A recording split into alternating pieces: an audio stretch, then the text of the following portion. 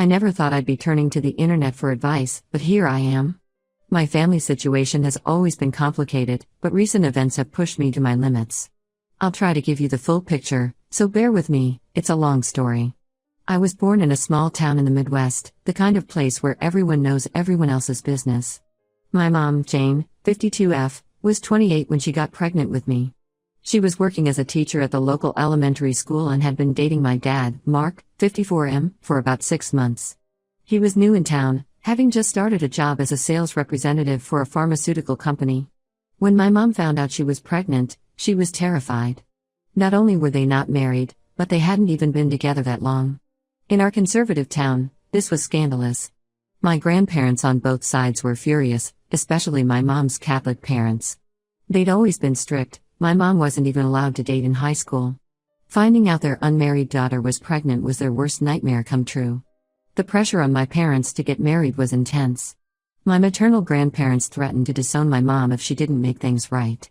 My paternal grandparents, while less openly hostile, made it clear they expected my dad to step up and be a man. My parents, caught in the middle of this storm, felt they had no choice. They had a hasty wedding when my mom was 5 months pregnant. I've seen pictures, my mom in a loose white dress that barely hit her bump, my dad looking uncomfortable in an ill-fitting suit. No one is smiling in any of the photos. It wasn't a celebration, it was a grudging concession to social expectations. From what my mom has told me, things were tense from the start. My dad resented being forced into marriage. He'd been enjoying his bachelor life and wasn't ready to settle down. My mom, meanwhile, felt hurt by his obvious reluctance. She'd hoped that once they were married, he'd embrace the idea of being a family. But that's not what happened. I was born 4 months after the wedding. My mom says those first few months were a blur of sleepless nights and constant arguing. My dad worked long hours and traveled frequently for his job. When he was home, he'd go out drinking with his coworkers, leaving my mom alone with me. She was struggling to balance motherhood, her job, she'd gone back to teaching part-time, and her deteriorating marriage. One of my earliest memories is of my parents fighting. I must have been about 3. I remember hiding in my closet, hands over my ears, as their shouts echoed through our small house. It became a familiar scene as I grew older. When I was 4, everything fell apart. My mom had been suspicious for a while that my dad was cheating. He'd been coming home late, being secretive with his phone, and picking fights over little things. One day, she decided to surprise him at work with lunch. Instead, she found him in his office with his coworker, Sarah, 48F, in a very compromising position. My mom was devastated. She begged my dad to end the affair and work on their marriage. She even suggested couples counseling. But my dad refused. He said he was in love with Sarah and wanted a divorce. He'd been having an affair with her for over a year, almost since she'd started at the company. What happened next was ugly.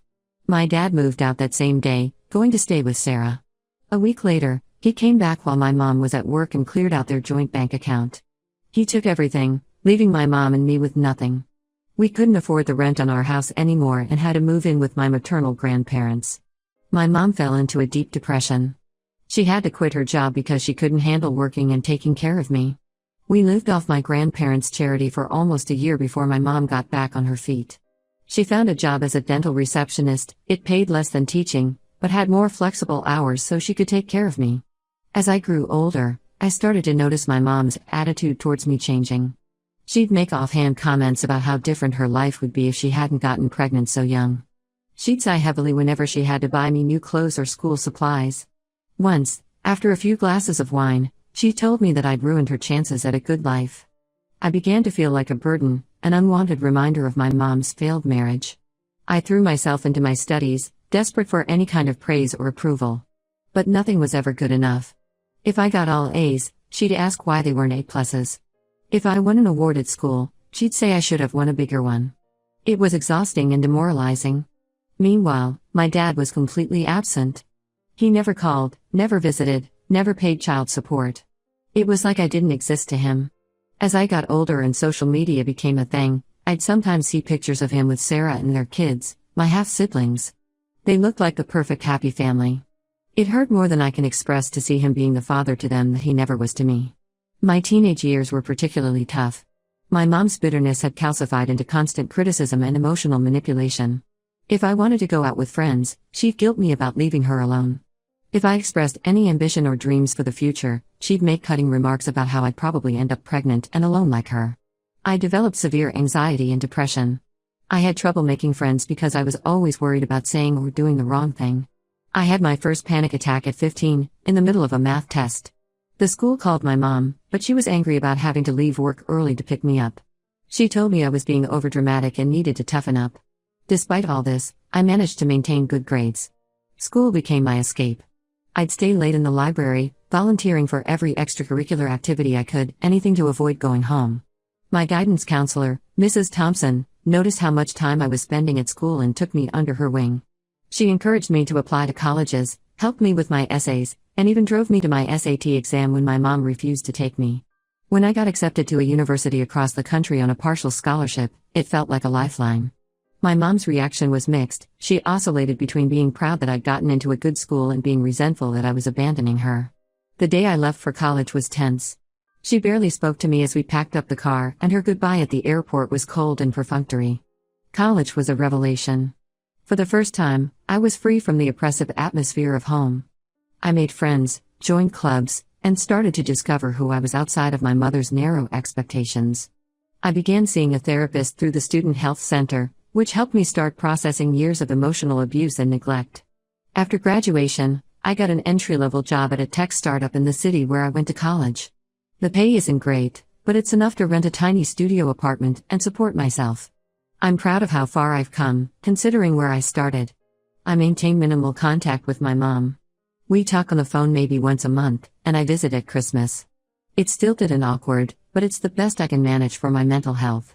I hadn't heard from my dad in 20 years. Then, out of the blue last week, I got a Facebook message from him. He said he wanted to meet up and talk.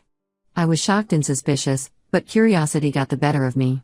I agreed to meet him for coffee. When we met, I barely recognized him. He's gained weight and gone gray. He seemed nervous and wouldn't look me in the eye. After some awkward small talk, he dropped a bombshell. Sarah died of cancer 2 years ago, leaving him a single dad to their 8-year-old son, my half-brother Tommy. Apparently, being a single dad is cramping his dating life. He said women his age don't want to date a man with a young child. So he had a brilliant solution. He wanted me to adopt Tommy so he could be free to date again. I was speechless. This man, who abandoned me without a second thought, now wanted me to take responsibility for his other child. The audacity was staggering. I told him absolutely not and left the cafe. But that wasn't the end of it. He's been blowing up my phone with calls and texts, alternating between guilt-tripping me and offering bribes. He even showed up at my apartment. How he got my address, I don't know. I blocked his number, but now he's enlisted my mom to pressure me. She keeps calling, saying I should do the right thing and take in my half-brother. She says it's my chance to have the loving sibling relationship I never had growing up. I'm furious that she's taking his side after everything he put us through. But a small part of me feels guilty. Am I being selfish? Should I consider adopting Tommy? I'm only 24, I can barely support myself. I'm not ready to be responsible for a child. What should I do? How do I get my parents to back off and respect my decision? Update 1. Thank you all for your supportive comments and messages. I was overwhelmed by the response and it took me a while to process everything. I appreciate the validation that I'm not being selfish or unreasonable. Many of you suggested I talk to my mom and explain how her pressure is affecting me. I took that advice and called her yesterday. It didn't go well. I tried to calmly explain that I'm not in a position to take on a child, financially or emotionally. I reminded her of how hard things were for us when I was growing up, and said I didn't want to put a child through that struggle. My mom exploded.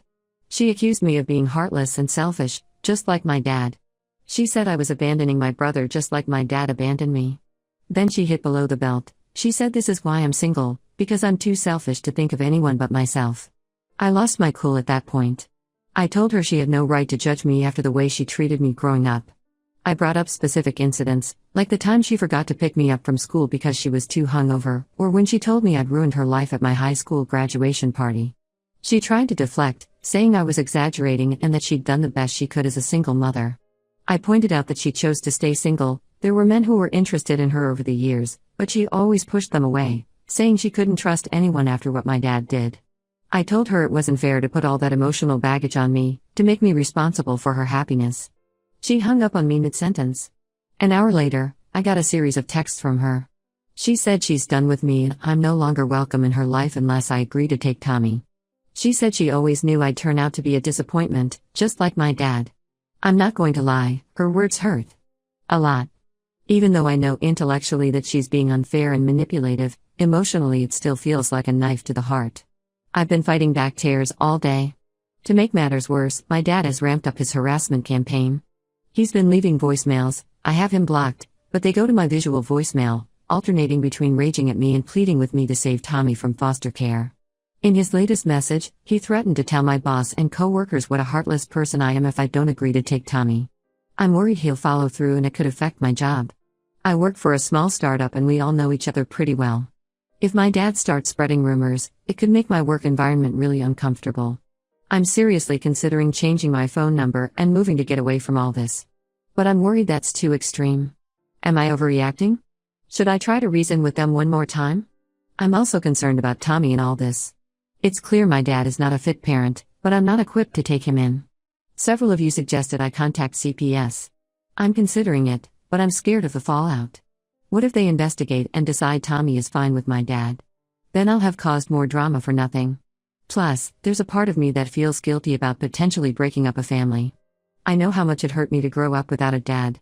Am I doing the same thing to Tommy if I report my dad to CPS? But then I think about how my dad is treating him, using him as a bargaining chip, threatening to put him in foster care, and I wonder if he'd be better off away from my dad. I feel like I'm back to being that scared little girl, trying to manage my parents' emotions and walking on eggshells. I thought I'd left that behind when I moved away for college.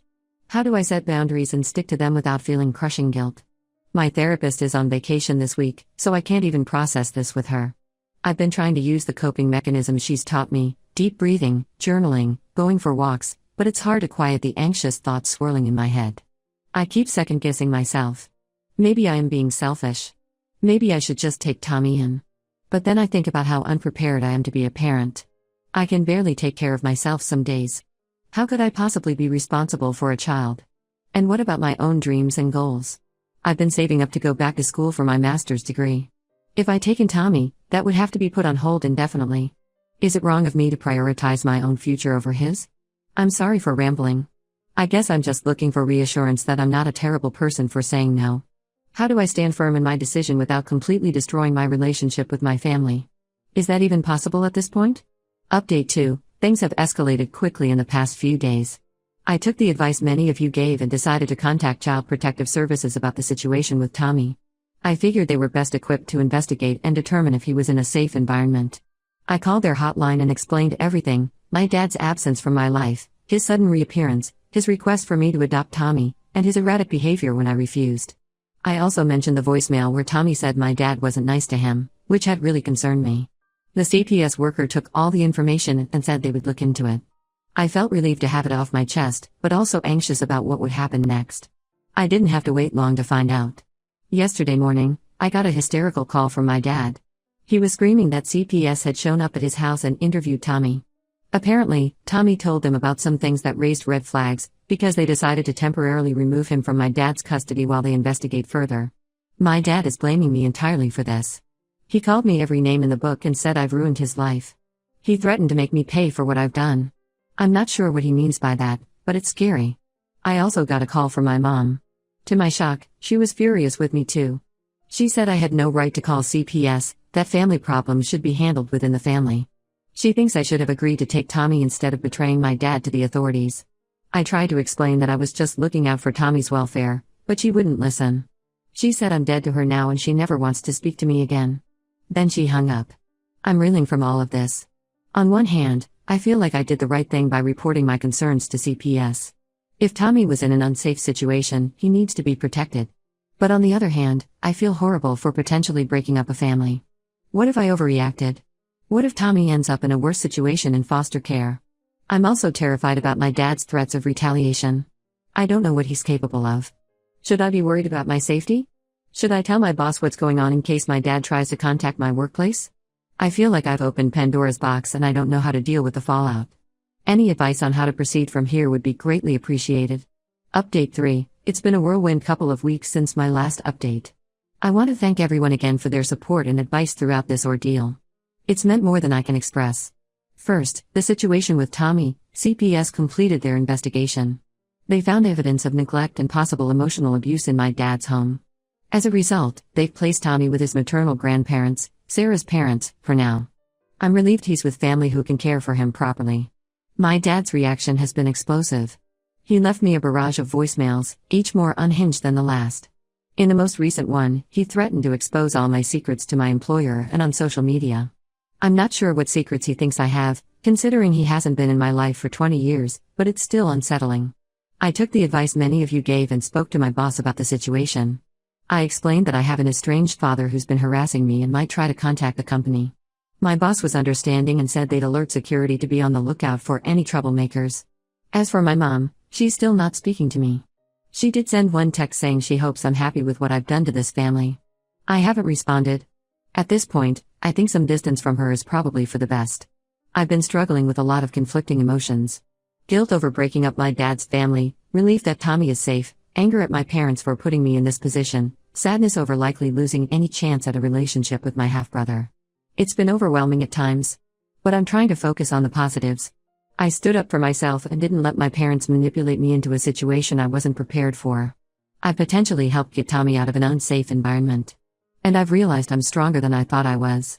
I've decided to take some concrete steps to protect myself going forward. I'm changing my phone number this week.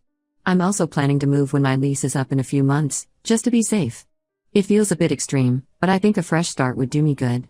My therapist has been incredibly helpful in processing all of this. She's helping me work through my guilt and reinforcing that I made the right decision. We're also focusing on setting healthy boundaries and building my self-esteem. One unexpected positive outcome of all this is that I've reconnected with my maternal grandmother. She reached out after hearing about the situation from my mom, who, of course, painted me as the villain.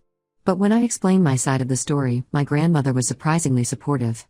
She apologized for not being there for me more when I was growing up and for letting my mom treat me the way she did. We've been talking regularly, and it's nice to have some family in my corner. As for Tommy, I'm still processing my feelings about him. Part of me wants to reach out, to try to build some kind of relationship with my half-brother. But I'm not sure if that's the right thing to do right now. His world has been turned upside down, and I don't want to complicate things further. I'm considering writing him a letter that his grandparents can give him when he's older, explaining who I am and why I made the decisions I did. But for now, I think it's best to give him space to adjust to his new situation. Work has been a welcome distraction through all of this. I've thrown myself into my projects, and it's paying off. My boss mentioned that I'm being considered for a promotion, which would mean a significant pay raise. If it comes through, I'll be in a much better position financially, which is a relief. Looking ahead, I'm cautiously optimistic. I know there will likely be more fallout from this situation. My dad's threats still worry me, and I'm sad about the loss of any potential relationship with my mom. But I also feel like I've turned a corner. For the first time in my life, I'm putting myself first, setting boundaries, and not letting my parents' drama dictate my life.